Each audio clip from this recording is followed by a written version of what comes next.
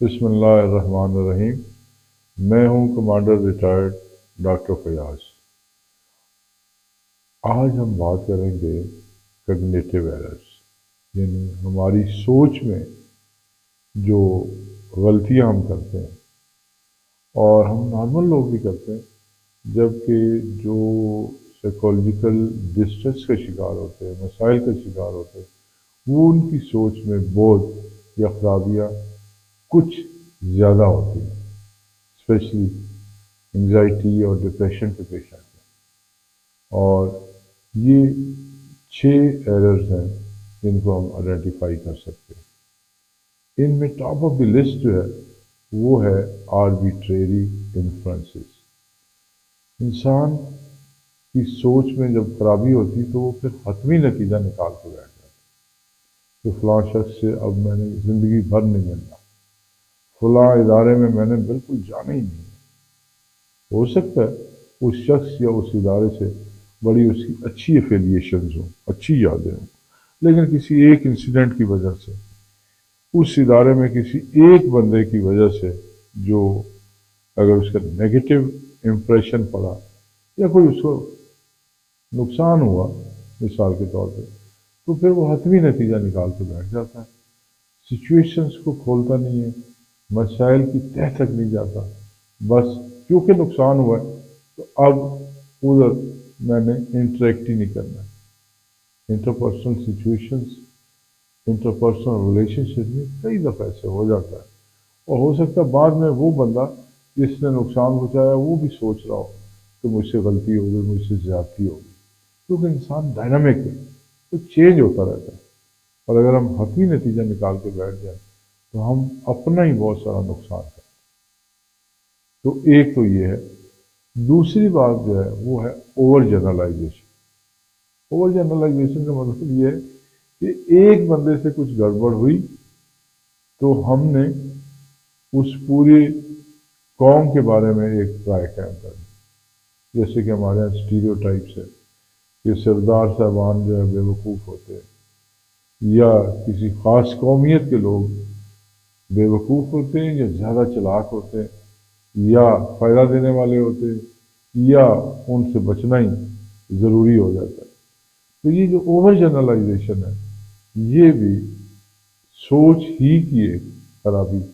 کا مظہر ہوتی ہے، اور انسان اس میں جب اوور جنرلائزیشن کر لیتا ہے تو گویا وہ اپنی ہی اپرچونیٹیز کو محدود کر دیتا ہے۔ اور تیسری جو بات ہے وہ فلٹریشن ہے، اور وہ ہے پکنگ دی فالٹس، یعنی فالٹس فائنڈنگ ہوتا ہے۔ خرابی ہو رہی ہے تو میری وجہ سے ہو رہی ہے، پوری فیملی میں گڑبڑ ہو رہی ہے تو میں نے کیونکہ کچھ غلط کیا تھا، کسی کو کچھ غلط کہہ دیا تھا، یہ میری قسمت خراب ہے۔ آپ نے پریزنٹیشن دی کلاس میں اور آپ کو 20 بندوں نے کہا گڈ، لیکن 5 بندوں نے کہا کہ آپ کی پریزنٹیشن میں یہ خرابی تھی، تو اب آپ نے ایسی فلٹریشن کی کہ جو خرابی والی بات ہے اس کو پک کر لیا۔ اپنے گھر کی چیزوں کو، اپنی وصف یا خوبیوں کو جو ہے ان میں نقص ڈھونڈنا اور دوسرے کی چیز کو اچھا سمجھنا، اس طرح کی بھی فلٹریشن ایک ایرر ہی ہے سوچ کا۔ اور اس کے بعد جو چوتھی بات ہے وہ ہے ڈیکوٹمس تھنکنگ، آل گڈ اور آل بیڈ۔ یہ بھی ایک دوسرے سے ملتی جلتی ہیں۔ کسی بندے نے پیار سے بلایا تو بہت اچھا ہوگا، اور اسی بندے نے کسی موقع پہ نہیں لفٹ آیا، اس کو کوئی اپنی ٹینشن تھی، کوئی اپنی اسٹریس تھی، کوئی اپنا مسئلہ تھا، تو اس کی بیس پہ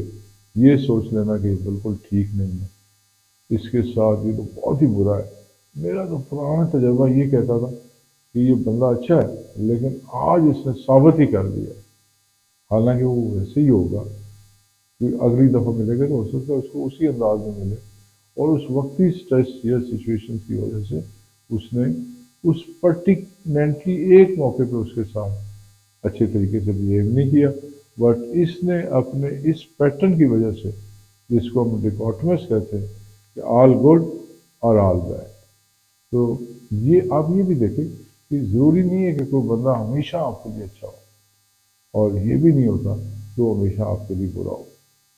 تو وہ کئی دفعہ سچویشن اسپیسیفک ہوتا ہے، ہاں ٹریڈ اسپیسیفک بھی ہوتے ہیں لوگ، لیکن پھر بھی ہمیں جب ہم اچھے کی امید کرتے ہیں اور ہم اپنے پیٹرن میں ایک پازیٹیو وے میں انٹریکٹ کرتے ہیں تو ان کا رویہ چینج ہونے کے امکانات موجود ہوتے ہیں۔ اور جو چھٹی بات ہے وہ ہے منیمائزیشن اینڈ میکسیمائزیشن، دوسرے کی چیز کو میکسیمائز سمجھ کے سمجھنا اور پیش کرنا، اور اپنی چیزوں کو منیمائز کرنا، یا ایسے کہ مجھے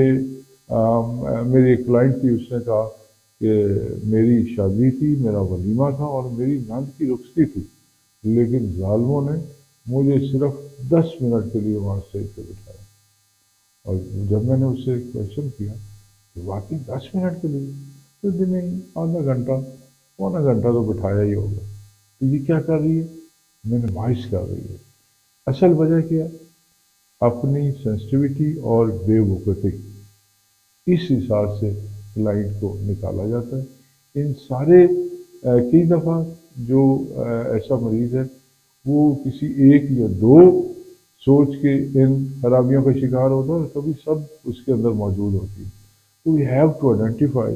اینڈ ہیو ٹو ریئلائز، اس کو احساس دلایا جاتا ہے کہ بھائی کیا ہم ان سوچ کی ان خرابیوں کا شکار تو نہیں ہو رہے۔ تو اکثر پھر وہ ہم مانتے جاتے ہیں کہ ہاں ہمارے اندر یہ مسئلہ تو ہے، اور جب یہ فیڈ بیک ملتی ہے تو پھر اس کو دوبارہ سے ان سوچ کی ان خرابیوں کے حوالے سے جب ایویڈنس ڈھونڈتے ہیں تو شاذ و نادر یہ ان کو ایویڈنس ملتی ہے۔ یہ سیلف سجیشنز ہوتی ہیں، اپنے آپ کو وہ اس طرح سے سوچتے ہیں اور مسائل میں گھرے رہتے ہیں۔ امید ہے کہ آپ اس کو اچھے انداز سے دیکھیں گے، آبجیکٹیولی، اور ہمیں اپنی آراء سے بھی مستفید کریں گے، اور ہم یہ سلسلہ انشاءاللہ آپ تک پہنچاتے رہیں گے، جاری رکھیں۔ Thank you very much.